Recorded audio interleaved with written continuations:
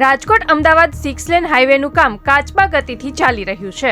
આ રોડની કામગીરી વર્ષ 2018 થી શરૂ કરવામાં આવી છે અને આજે 6 વર્ષ પૂરા થવા છતાં પણ હજુ સુધી આ કામગીરી છે તે પૂર્ણ કરવામાં નથી આવી। રૂપિયા 3300 કરોડથી વધુની કિંમતના આ પ્રોજેક્ટનું કામ વર્ષ 2020માં પૂર્ણ થવાનું હતું। જો કે કોન્ટ્રાક્ટર તરફથી સમયસર પૂર્ણ ન કરાતા સરકારે માત્ર નોટિસ પર નોટિસ પાઠવીને સંતોષ માન્યો છે। આ પ્રોજેક્ટમાં ધીમી ગતિની કામગીરી પાછળ કેટલીક માહિતી સામે આવી છે કે સરકારી જે જમીન છે એ સંપાદન કરવામાં વાર લાગેલ, અમુક જે ઇન્ક્રોચમેન્ટ હતા એ દૂર કરવામાં વાર લાગેલ। આ હાઈવેની કામગીરી તાકીદે પૂર્ણ થશે તેવી વાત એમએલએ ડોક્ટર દર્શિતાબેન શાહે કરી છે।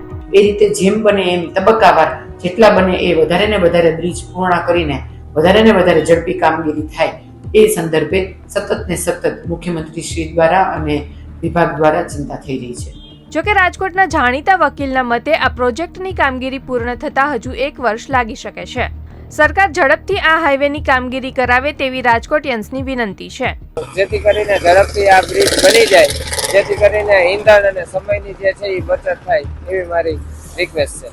આ પ્રોજેક્ટમાં રાજકોટથી બગોદરા સુધીના અંતરમાં 3 બ્રિજ માટેની કામગીરી હજુ બાકી છે, ત્યારે આ બ્રિજનું કામ ક્યારે પૂરું થાય તે જોવાનું રહેશે। દિવ્ય ભાસ્કર માટે રાજકોટથી રક્ષિત પંડ્યાનો રિપોર્ટ। શેર એન્ડ ડાઉનલોડ કરો દિવ્ય ભાસ્કર એપ।